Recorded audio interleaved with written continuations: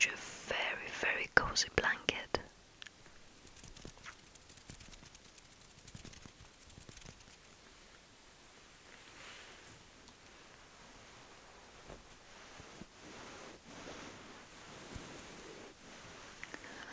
I believe these are the most vintage blankets in the world. Everyone has one of these blankets.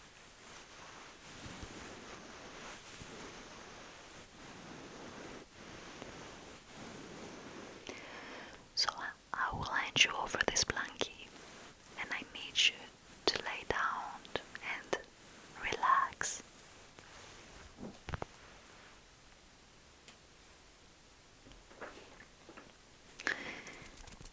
The second thing that we will do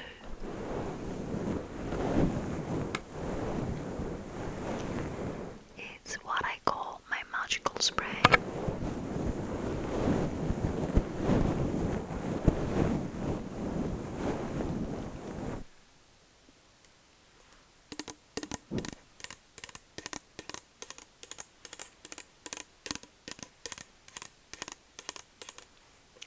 Now, this spray cleans the air and takes out any kind of negative energy around you.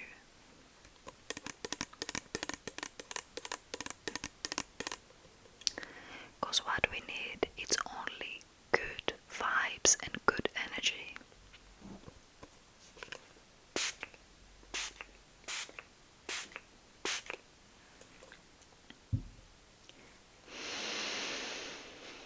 It smells beautiful, so I need you to breathe in and breathe out with me so you can start to relax. So let's do this together. So breathe in.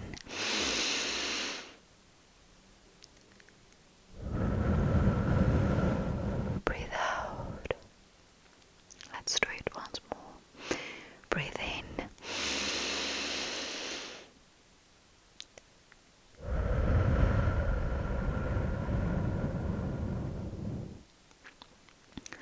Let's do it once more so you can let everything go off your shoulders.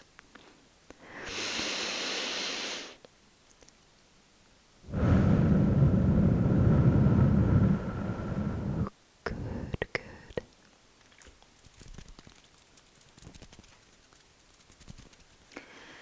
So tonight we're going to read a beautiful story from a book that is called Celtic Tales.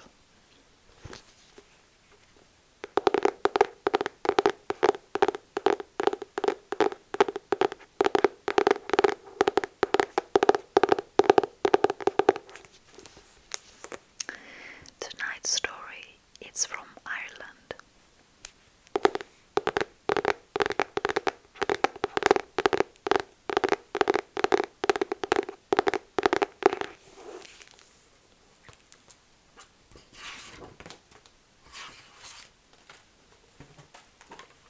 So, are you ready?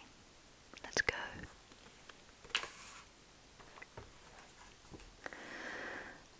The story that we are going to read is called The Clumsy Beauty in Her Hands. There was once a poor widow with a daughter named Ursula, who was as beautiful as a spring day, but as clumsy as could be. The poor mother was the most industrious person in the town, and was a particularly good hand at the spinning wheel. It was her greatest wish that her daughter should be as handy as herself, so that she would find a good husband. But any work Ursula touched seemed to tangle or break in her fingers at once. One morning things were very bad, for Ursula had tried her hand at spinning once again, and once again had tangled the thread.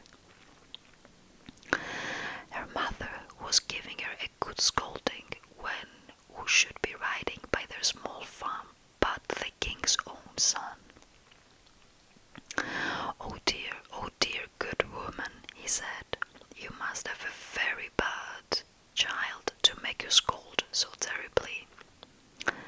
Sure, it can't be this handsome girl who's vexed you.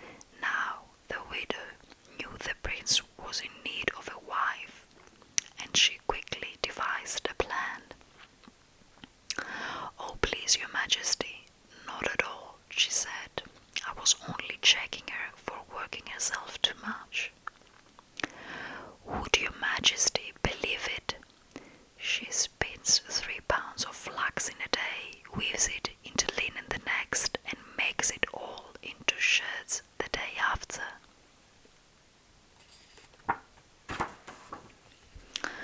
"Gracious," said the prince, "then she's the very lady that will catch my mother's eye, for herself is the greatest spinner in the kingdom.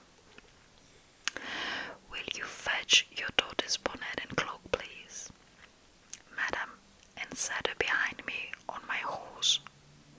Why, my mother will be so delighted with her that perhaps she'll allow us to marry within the week. That is, of course, if the young lady herself is agreeable." Well, the woman bundled Ursula into her bonnet and cloak and sent her off with the prince before the girl could even protest.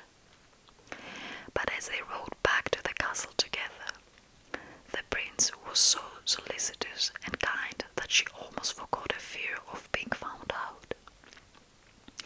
When they arrived at the castle, the queen came out to meet her son and was almost struck dumb when she saw a young country girl sitting behind him. But when they dismounted and she saw the girl's handsome face and heard about her incredible feats of spinning, her feelings changed quite quickly. Ursula trembled under the queen's gaze, but the prince whispered in her ear that if she didn't object to become his wife, she should strive to please his mother, so she smiled bravely and made a wobbly curtsy. That evening they all dined together, and the prince and Ursula were getting fonder and fonder of one another, but the thought of spinning still sent a chill to her heart. And sure enough, after they had feasted, the queen led Ursula to a beautiful bedroom, pointed to a heap of fine flax in the corner and said, "You may begin as soon as you like tomorrow morning, and I'll expect to see these 3 pounds in nice thread the morning after." Then she bid Ursula good night. The poor girl slept little that night, and when she was left alone the next morning, she began her spinning with a heavy heart. Though she had a nice mahogany wheel and the finest flax, she'd never seen the thread seem to break every time she touched it. One moment it was as fine as a cobweb, and the next as coarse as wool. At last she pulled her chair back, let her hands fall into her lap, and burst out crying. Just then a small old woman with surprisingly big feet appeared before her, as if out of nowhere, and said, "What else, you handsome girl?" "Oh," cried Ursula, "haven't I all that flax to spin before tomorrow morning? And I'll never be able to have even 5 yards of fine thread of it put together. And would you think it bad to ask poor Kalia Kuzmur to your wedding with your young prince, if you promise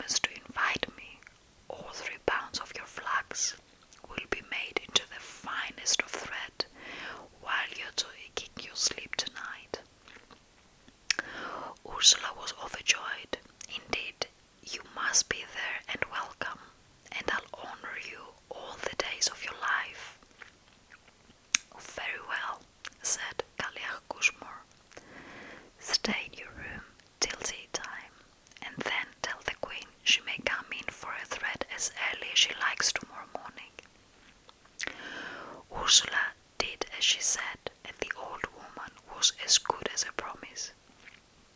The next morning, Ursula woke to find the thread finer and evener than the cut of live fishes. "What a brave girl!" cried the queen. "I'll get my own mahogany loom brought to you, but you needn't to do anything more today. Work and rest, that's my motto. Tomorrow you'll weave all this thread, and who knows what may happen," she added with a smile. So Ursula spent another day with the prince, and she was so happy in his company that she almost forgot the task ahead of her. But the next morning, when she sat down at the queen's loom, she was even more frightened than before. Her trembling fingers couldn't even put the warp in the gears, nor use the shuttle. She was sitting there in the greatest grief when a little old woman with mightily white hips suddenly appeared before her. She said her name was Kalia Kromanmur, and she offered her the same bargain as Kalia Kushmur. Eagerly, Ursula accepted, and great was the queen's pleasure the next morning when Ursula showed her linen as fine and white as the finest paper. "What a darling girl," said the queen.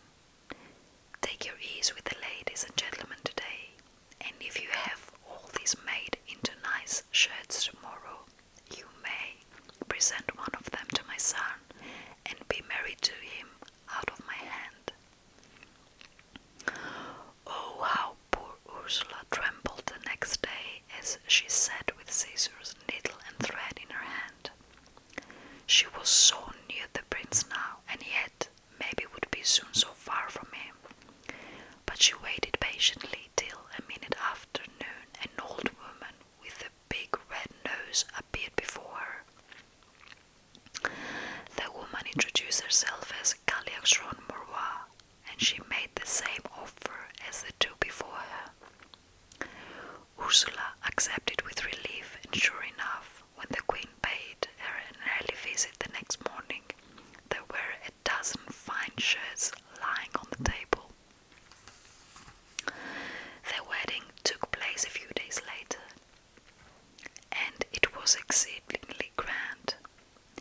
Ursula's mother was there along with the rest, and at the wedding dinner the queen could talk of nothing but the lovely shirts, and how happy she and the bride would be after the honeymoon, when they would be spinning and weaving and sewing shirts without end.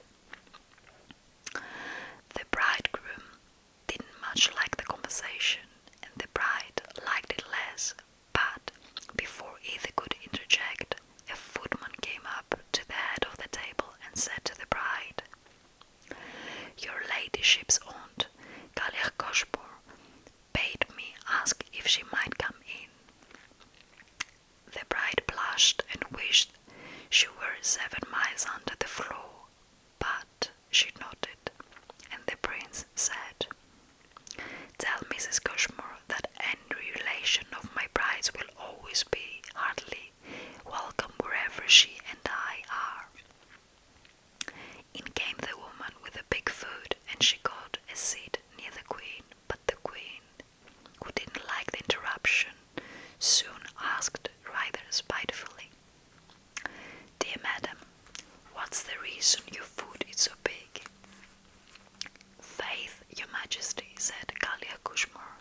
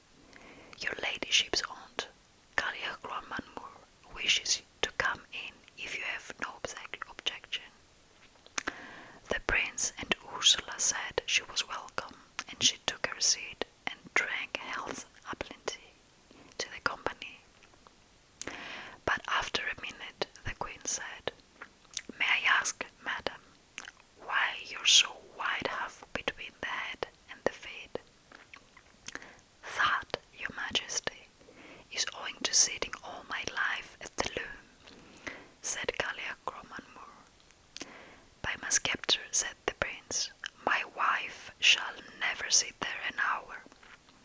Finally, the footman approached again and said, Your ladyship's aunt, κυρίως is asking leave to come into the banquet. Again, the bride and bridegroom said she was welcome, and in came the old woman and settled herself at the table. Madam, said the queen, will you tell us, if you please, why your nose is so big and red? Troth, your majesty, my head was bent down over the stitching all my life, and all the blood in my body ran into my nose, said Collier Morwa. My darling, said the prince, in all seriousness to Ursula, if I ever see a needle in your hand, I'll run 100 miles for you. And in this way, the clumsy Ursula was relieved of spinning work for the rest of